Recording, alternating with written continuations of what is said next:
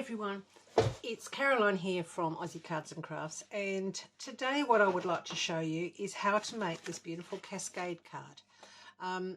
I saw this on the YouTube last night, and it was Jan B who did, I think it was pretty much a live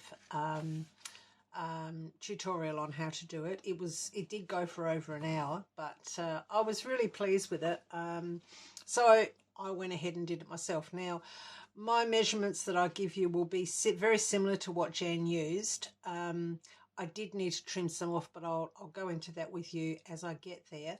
But yeah, I really like it. It's got room on the back there to write your greeting, and obviously it cascades out. So I think it's a really, really pretty card. I'm going to do a Christmas one this time, mainly because I've got so many Christmas cards that I've got to do by the end of the year that any tutorial or any opportunity that I get, I tend to do them. So I'll pop that to one side, and I will start with what we need for this particular card. Now, this Cascade card. Now, as you will see, I have already done my heat embossing for the front and also for the back, and I've cut these out. This is a 7 paper dolls die, and I've used a small one for the front and a large one for the back, and I've just called it large filigree oval because it didn't really have a name. Well, it did have a name when I bought it, but by the time I started to store my things properly, I didn't know what the name was. So this is a 7 paper dolls product. This could be a 7 paper dolls product, but these are just my oval dies. So what I've done is I've cut the outside one with the filigree oval, and then I've done a smaller one that fits inside on both of these with just my plain oval dies. Okay, the other thing that I've done is I have looked around and got and fussy cut some little bits and pieces, and these I'm going to put on the top here. So where these are all the same, and I coloured those ones myself, I want these ones to be different for each piece. The other thing that I'm going to do different this time is you can see with this one, you've got a pattern paper, a plain paper, a pattern paper, plain, pattern, plain, pattern, plain. What I'm going to do this time is I'm going to have pattern, pattern, plain, plain, pattern, plain, sorry, pattern, pattern, plain, plain, pattern, pattern, plain, plain, pattern, pattern, plain, plain. Okay, so it's just a different way of doing it, but I will show you how to actually ensure that you do get and you do stick the right pieces on the right paper. So I'll go through that with you in a moment. So once again, I'll pop that aside. Now, to make this card, what you will need is a base card. Oopsies. There's another one there. A base card that measures 9 inches down the side and 12 inches across the top. And on that 12-inch side, you do need to do some scoring. So let me just bring my scoreboard in. And quite simply, you just need to score at 2 inches, 4 inches, 6 inches, 8 inches, and 10 inches. So effectively, every 2 inches, you'd put a score line on. Okay, now from there, what you need to do, still working on this piece of paper, is you need to measure up 3 inches. Oops. That will do. So you need to measure up 3 inches this side. And you can do this on the scoreboard if you want, and just put a little mark, okay? And then you measure up, turn it around, and then you measure up 3 inches, just there, okay? Now what we need to do, and I'm going to put that out the way for the moment because I need to bring my blade in, is we need to cut from that mark there that at 3 inches to this one here at 3 inches. So lay it down, put it at an angle that you're comfortable with it, lay your ruler down, and please use a metal ruler for this, it is far more accurate. Make sure that you hold it down very firmly, and then using a very sharp knife against that ruler, just cut it. I usually do it twice just to make sure, and oopsies, there we go. So now we have two pieces, and if we put them together like this, you'll see that they are exactly the same size. Okay, now on this one you will need to measure up 1.5 inches on this 3-inch side. Okay, so that will give you your halfway point, and then you just make another little mark. This one you do the same thing, but obviously that one is now 6 inches long, so you put a mark at 3 inches. And then what you do, still with your pencil, you then place your ruler on that mark and on that mark. Make sure I'm in view for you there. So that one and that one. And then you put a little mark across the score line of the first, the third, and the fifth. Okay. On this one, you do exactly the same. Now what you need to do is you need to get your scissors, or you could do it on your cutting board if you wanted to, but I'm going to use my scissors. And on this first one, I'm going to cut up from the very straight line here. Okay, so not on the diagonal piece. I'm going to cut up from the base, and you cut right along that score line to that mark that you have just made, and you do that on all 3 of these. There we go. So that's that one done. Now you can rub out those little marks. And then on this one, you cut from the other one. So this one you've cut from the base. This one I want you to cut from the top, because this one is going to slot into that one. Okay, so we turn it around and we get our scissors again, and we cut right down to that mark that you have made on the first, third, and fifth. Next thing you do, once again, I'll just gently rub those out. Now what you need to do is you need to fold and score. So you just fold, making sure that this straight edge down here remains straight. That is really, really important.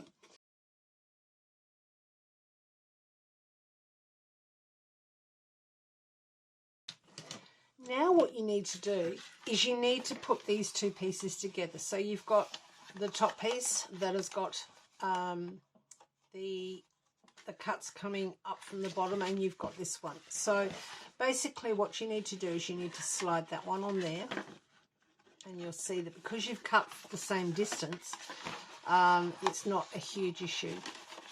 And the reason I'm putting it together now is because I want to be able to mark where I'm going to put my pattern paper. So if you pop it together like so, okay, so it's all together. Whoopsies. Then you open up your front one.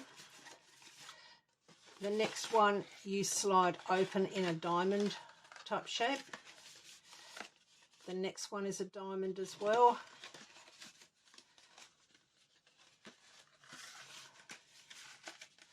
And then the back one is just flat.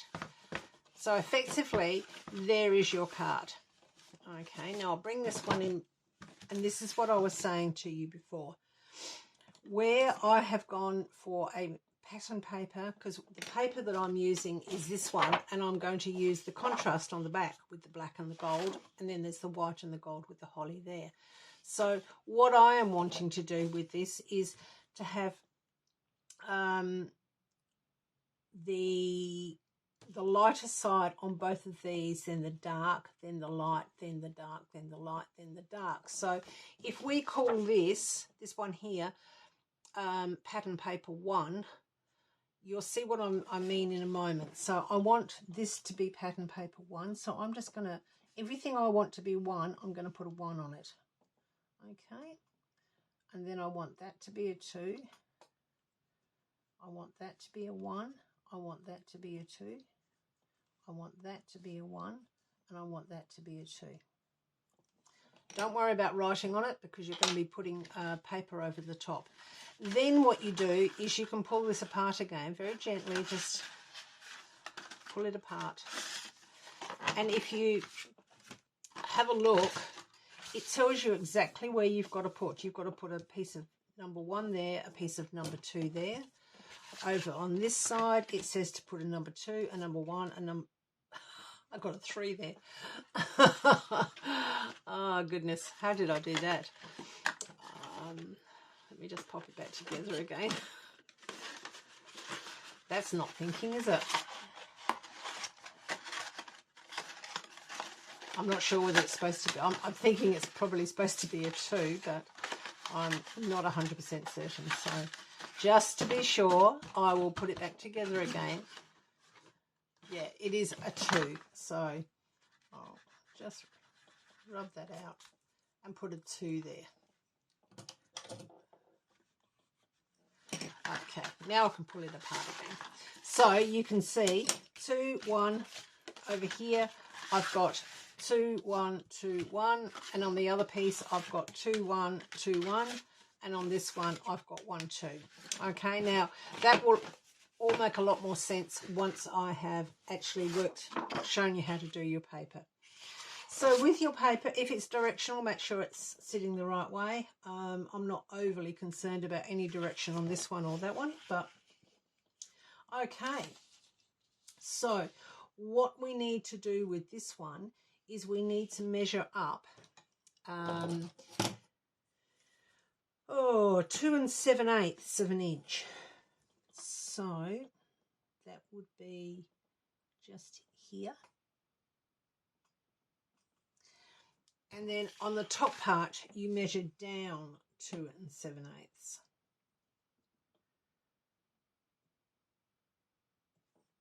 Okay.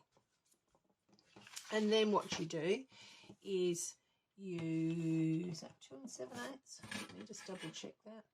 Isn't it terrible when you keep second guessing yourself? Yes, that is. So from there to there. And what you need to do is simply get your knife again. In fact, I'm going to turn the paper around, otherwise I'm a little bit kicky-handed. It's an Australian terminology, I think, although my father used to say it and he was English. Khaki-handed.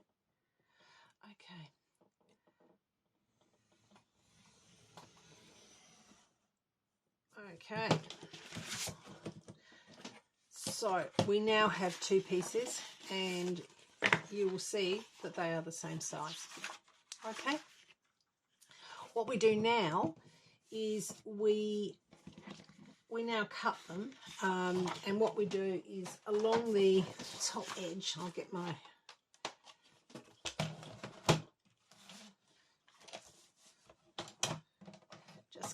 scoreboard and cutter out. Oh, I don't need the scoreboard. With this, let's pop that up there.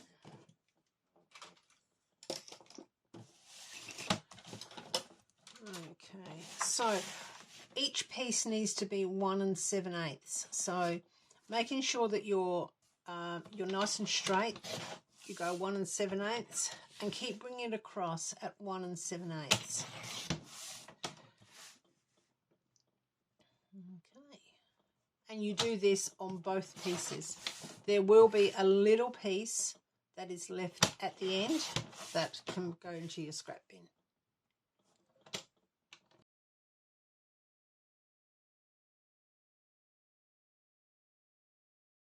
Okay, now what we need to do is we need to decide what one is going to be number 1 and what is going to be number 2. Now, number 1 for me is going to be this one here. So I'm going to need to have a number 1 here.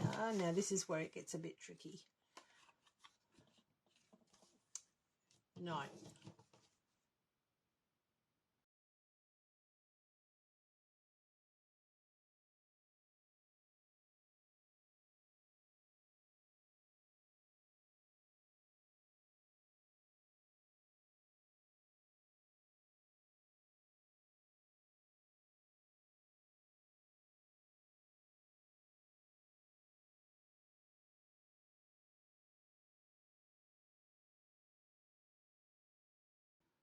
Okay, so apologies for this.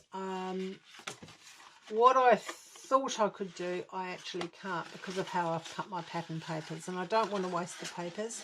So I'm going to go back to how I did the one last night, which is the opposite sides, okay, because I've cut them wrong for this. And I will, in a future tutorial, I will hopefully do another one and show you how to do it so that you can get them matching. So I'm just going to pop this together again, and I'm going to re-number these. So this one's going to be 1, that's going to be 2, that's going to be 2, that's going to be 1, that's going to be 2, that's going to be 1, etc. I nearly did a 3 there. Okay, so you will see that we'll have one piece there and we'll have another piece just there, and then this will go over the top. Okay, and then it will stagger each one. So there is a way you can do it, but the way I've cut my paper, I need to do it this way. So very simple now. What we need to do is pull this apart again. Believe me, it's been together and apart so many times. I'm using a 300 GSM card on this, which is nice and stable. So, okay, so these are all number 2s. So I'm going to call this one a number 2. So now, one thing I did say to you is that the measurements I've given you, or last time when I made this one, I had to trim off some of these ends, and I think I'm going to have to do the same here. So you might need to adjust your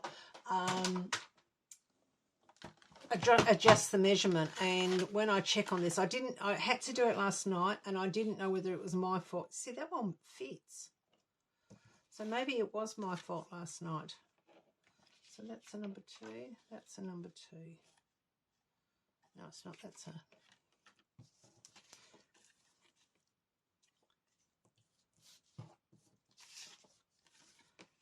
That's a number 2. No, they do fit, so the measurements I've given you are correct. Okay, so I'm going to go ahead and just put these on, and I'll speed up while I'm doing it. You don't need to see me gluing things.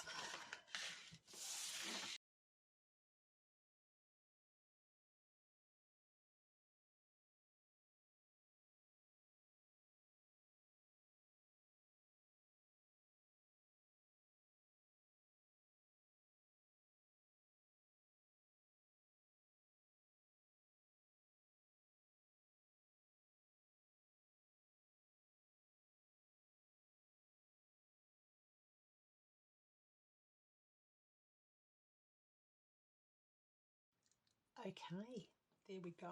You can see it took a little bit of doing, because I did need to trim some of the black ones. I'm not quite sure why that happened, but it did. And yeah, I'm not 100% certain why.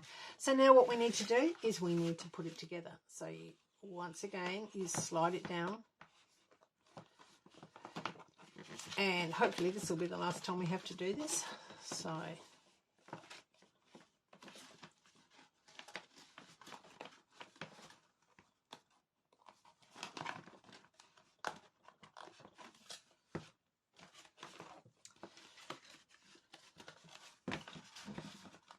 and there we go.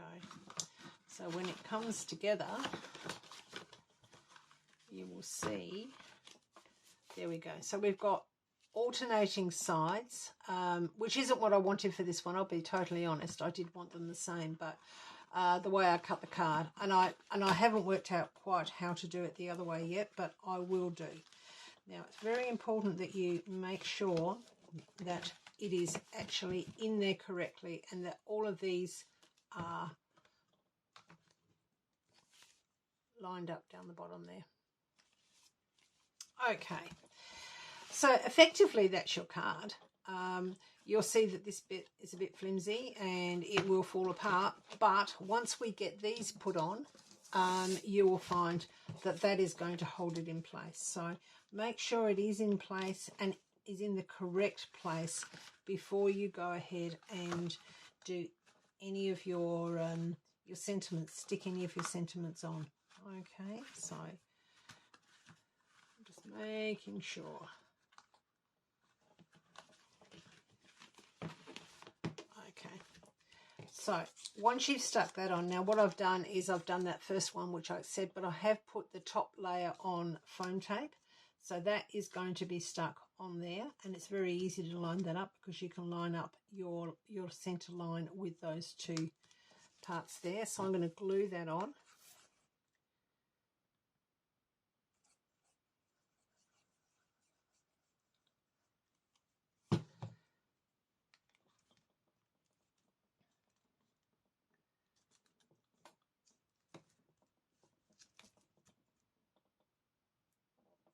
Okay, and then if you turn it over, I didn't raise this one at all because I just think it's easier for writing if it's not.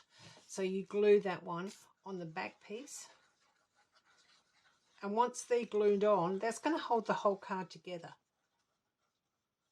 I mean, it's quite stable without it, but this is going to ensure that it does not move. Let's put it the right way. And that can go on there. Okay, so I'll just hold that there just for a moment. And then as you can see, our card has come together.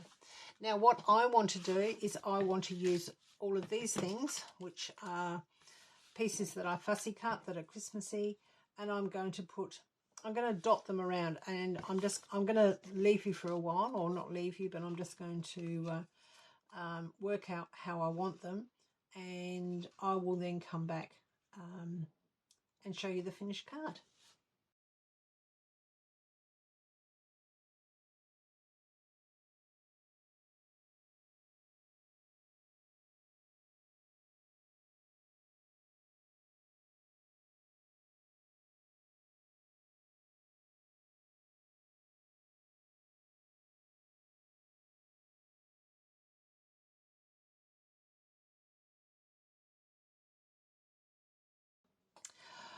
Okay, so there we go. As you can see, these are things that I just cut, fussy cut. I sat there in front of the TV and just fussy cut them from scrap pieces of paper that I had. I had quite a few on a small sheet of this, and then I had the other ones like the letters tied with the holly, and the pine cones were from the same sheet, so as was the poinsettia there. So instead of having it exactly the same like this one, I just wanted something different for this, so that when it sits, and I don't know whether you'll be able to get the effect, but it will sit basically like that on somebody's mantle. So you've got the same pieces of the gold down the side there, and you've got the same pieces of the black down there. So I like it. I hope you enjoy it as well. Please give it a try. It's not as difficult as what I first thought it was going to be. I will try and work out the measurements and how to cut the papers a little bit differently, so that we can have them like black, the cream, black, etc. But that won't be until I get back from my trip away for work. So unfortunately, I'm not going to be around for the next probably 2 or 3 weeks. So this will be the last tutorial that I can do for probably about 3 weeks. But I'll still be looking to see what else I can do for you. And if there's if anybody's got any suggestions and wants to put some requests for, please feel free to do so on my Facebook page, which is Aussie Cards and Crafts. And if you're not a member, please become a member. It's a great way of getting ideas from other people. Some of the ideas that I get for cards are from other people. This one, as I say, is from Jan B, and I will link her tutorial up there. Hers is slightly different to mine, but yeah, I like it. So until I can come back in about 3 weeks' time, happy crafting. Please take care of yourself, and I'll see you soon. Thank you.